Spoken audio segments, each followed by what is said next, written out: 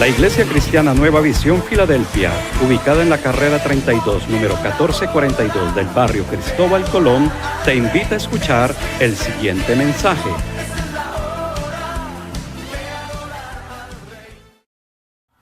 Muy buenas, Dios les bendiga a todos, nuevamente con ustedes en esta mañana, dándole gracias a Dios primeramente por la oportunidad nueva que nos da de conocerle un poco más, de aprender de Él, de pasar tiempo con Él, de escudriñar un poco acerca de los temas bíblicos, las escrituras que nos deben de atraer cada día más a su presencia, enamorarnos, como les he dicho, entre más tiempo se pasa con alguien, realmente uno comienza a pasárselo lo que tiene la otra persona, ¿no? Esa es la expectativa que se tiene. Jesús dice, y se los había comentado, ¿cierto? Solo le dijo a los discípulos, ven y sígueme, ¿sí? Él a nadie le prometió, como hoy en muchos lugares lo dicen, no, casa, carro, finca y becas, y si nos sigues. Pero resulta que cuando uno sigue a Cristo, hay veces, inclusive hasta, hay que hablarlo como es, ¿cierto? Pero hay veces se complica un poco la vida, pero todo tiene un propósito, mi amado, es que nosotros le encontremos sentido y propósito a la vida. De resto, sin Jesucristo, lo dice la Biblia, y que conmigo no recoge está desparramando, ¿sí? Entonces te agradezco por permitirme este tiempo, ¿cierto?, ingresar a tu casa, o puede ser de, espero, bendición para tu vida a través de este tiempo de discipulado. Las iglesias están cerradas, pero en este tiempo hay cosas que se pueden aprender o recordar de aquellas que un día nos enseñaron, y eso es lo que le pido a Dios, que me dé el privilegio de poder ser de bendición solamente, y que su nombre, Jesucristo, que es el Señor, sea el nombre que se glorifique. Entonces, ya entramos al tema de la redención, redimir, ¿sí? La palabra redención significa comprar algo de nuevo mediante el pago de un precio. ¿Cómo la ve usted? Pagar algo de nuevo quiere decir que ya se había pagado, se perdió y se vuelve a comprar. Voy a contárselo a la manera de la historia, ¿cierto? De una historia que es muy bonita. Y se trata de un niño que él hace su barquito, él hace un barquito de madera. El niño es Jai, pues es de los padres, son acomodaditos, viven en un barrio muy bueno. Y el papá tiene un taller espectacular, ¿cierto? Con herramientas y todo eso. Pero el niño tiene una inclinación a hacer cosas lindas con la madera. Entonces el papá, ¿cierto? Viendo esas actitudes del niño, el niño cierto día le dice, papá, regáleme, quiero una madera fina, una madera bien bonita, bien buena, quiero hacer un barco bien lindo, ¿sí? Con velas y todo. El niño tenía, como decir, primeramente en su mente una foto, la tenía allí y comenzó a trabajar la madera, y de verdad el chico le quedaban lindo le quedó ese barquito. Y le colocó las velitas, lo pintó todo, absolutamente todo, ¿cierto? El chico ya tenía 12, 13 añitos. Y el papá, pues cuando vio el barquito, le quedó muy lindo, ¿cierto? En cierta ocasión ellos se van para el río. El papá le dice, caminámonos para el río, vamos a pasear un ratico con la familia. Y el niño, ¿cierto? Él dice, no, yo voy a llevar mi barquito porque yo lo quiero ver ahí en el río, cómo se ve en el agua, es lindo y todo esto. Y resulta que, mis amados, ¿qué sucede? Que ese día, de un momento a otro, comenzó a llover duro. Y el niño, aunque tenía el barquito por ahí cerquita, comenzó la corriente, pues, y se le llevó el barquito. Y el niño detrás del barquito y nada, llegó el momento donde el papá le dijo, no, déjalo que se vaya, ¿sí? Y el barquito se le fue, ¿sí? Se le escapó el barquito y ya quedaba muy difícil, el niño se puso muy triste. Bien, perdieron el barco, pero pasado cierto tiempo, era un barco muy bien hecho, como se lo quiero reiterar, ¿cierto? Pasado el tiempo, se encuentran en un centro comercial, el papá y el niño mirando vitrinas, ya ha pasado algún tiempo. Cuando el niño ve en una de las vitrinas de esos almacenes que venden de todo un poquito, de esos almacenes pues que tienen cosas como especiales, cosas no fáciles o no comunes, ¿cierto? Cuando el niño ve y ve detrás de la vitrina el barco y dice, uy, este parece el barco que yo hice. Y le dice al papá, papá, yo creo que ese es el barco que yo hice. Y el niño, entonces el papá le dice, vamos a mirar. Cuando el niño entra, ¿cierto?, al almacén, él comienza a mirar y claro, es que ahí estaba la firma del niño, él lo había firmado, él le había colocado su firma. Y le dice al papá, ese es el barco, yo me lo quiero llevar, es mío. Y cierto, en su desconocimiento, cuando el niño coge el barco, claro, viene el dueño del almacén y le dice, chico, ¿qué se te ofrece? No, es que este barco es mío, yo lo hice. Y el señor le dice, qué pena, hijo, pero no sé quién lo habrá hecho, si lo hiciste, no lo sé. El hecho es que yo se lo compré a alguien, ¿cierto? Y te tocaría comprármelo, ¿sí? Miren, el papá inmediatamente cuando el niño miró al papá, el papá le dijo, sí, es cierto. Y le tocó pagar muy buen precio por ese barco, ¿sí? Y el niño sale contento con su barco. Miren, mi amado, ahí le acabo de contar la historia de Jesucristo, Dios Padre y nosotros, ¿sí? Nosotros, la redención, el precio, porque un día no le perdimos de las manos a nuestro Señor. Él nos hizo, le quedamos espectaculares. En la creación, cuando usted lee el libro de Génesis, en la Biblia dice, y Dios vio que era bueno, ¿sí? Qué bueno, se movió la cámara. Y Dios vio que era bueno, ¿sí? Mire, mi amado, todo lo que Dios hacía era bueno, todo lo que Dios hacía era bueno. Y resulta que Dios hizo al hombre a su imagen conforme a su semejanza, ¿sí? ¿Cómo habrá quedado el ser humano al principio, la primera creación? Y le digo que cuando el diablo engaña al hombre, ¿cierto? Y el hombre se deja engañar también porque se vende al pecado prácticamente.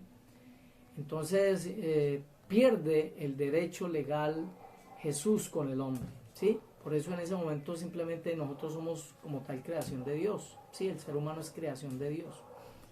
Pero viene Jesús, ¿cierto? Y le dice al Padre, Padre, yo voy a rescatarlos, yo quiero rescatarlos nuevamente para tu reino, para que estén con nosotros por la eternidad.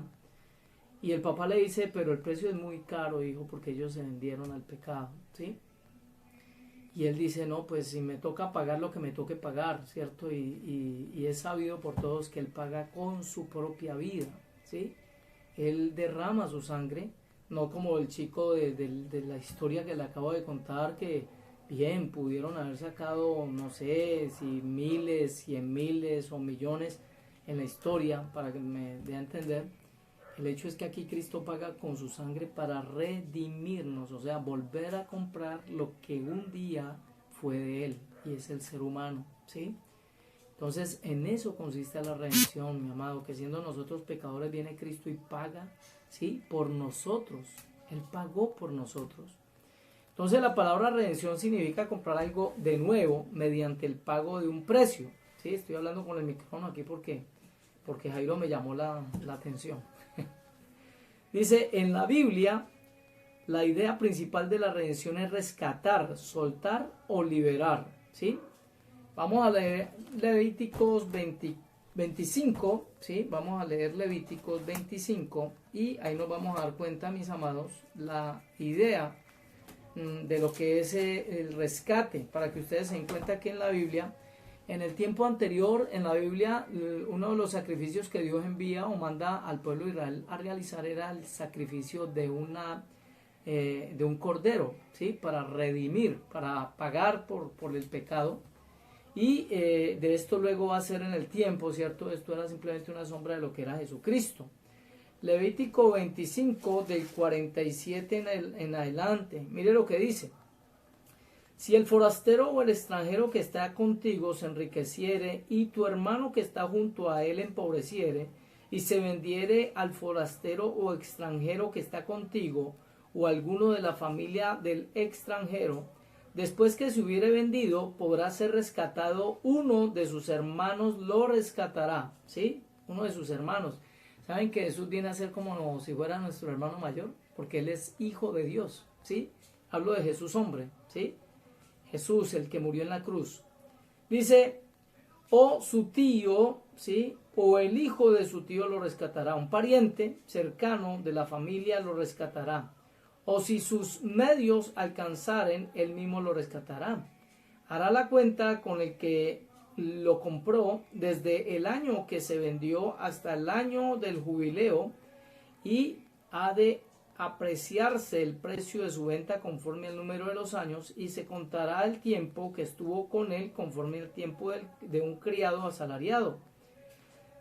Si aún fueren muchos años, conforme a ellos devolverá para su rescate del dinero por el cual se vendió. Quiero decirles que en el tiempo bíblico existía la esclavitud, ¿sí? Me voy a entender. Era una forma de pronto de sombra de lo que Dios quería mostrarle o enseñarle al ser humano. Dice la Biblia que nosotros éramos esclavos del pecado. O sea, la persona sin Cristo es una persona que está esclava del pecado, ¿sí? Porque hace lo que el pecado quiere que haga, ¿sí? O sea, lo lleva de aquí para allá, lo mangonea, hace con él lo que quiera el diablo, porque lo tiene esclavo, ¿sí? Entonces la persona es esclava del diablo. Cuando no puede parar de drogarse, cuando no puede parar de decir mentiras, de estar... Bueno, todo eso es una esclavitud. Dice que el que practica el pecado, esclavo es del pecado, ¿cierto? Entonces en este pasaje nos habla de una sombra de lo que Jesús iba a hacer con nosotros, y Eva, la redención por medio de un pariente. O sea, que alguien nos iba a pagar, alguien iba a pagar para que fuéramos liberados. Entonces por eso, mi amado, le tengo esta noticia. Si usted está escuchando por primeras veces este discipulado, sabe, usted es muy valioso, ¿sí? Mi amada también que escucha, usted es muy valiosa. La gente dice, no, yo soy muy pobre. Por ninguno de los dos medios, el espiritual ni el natural, eso tendría lugar, la verdad. Yo lo explicaba cierto día en la iglesia, ¿cierto? Y le decía a las personas, hay gente que dice, no, es que yo soy muy pobre. Y entonces yo le decía, ¿verdad? Bueno, ¿qué tal que se te arrimara alguien y te dijera, vendeme esos ojos por 100 millones de pesos? ¿Los venderías? ¿Y quién va a vender los ojos por 100 millones de pesos, ni por 200, ni por toda la plata del mundo, ¿cierto? Uno no vendería sus ojos por nada, ¿cierto? Entonces lo que le quise decir a la persona es, te das cuenta y decís que eres pobre, y lo que tienes vale más que mucho dinero, ¿sí? Entonces uno no es por lo que haga, sino por lo que uno es, ¿sí? Y en el campo espiritual, mi amado, ¿usted sabe cuánto vale usted para Dios? ¿Sí?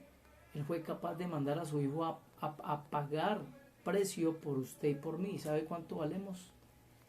Valemos, mi amado, la sangre de su hijo, la vida de su hijo. Mire el valor que tenemos delante de Dios.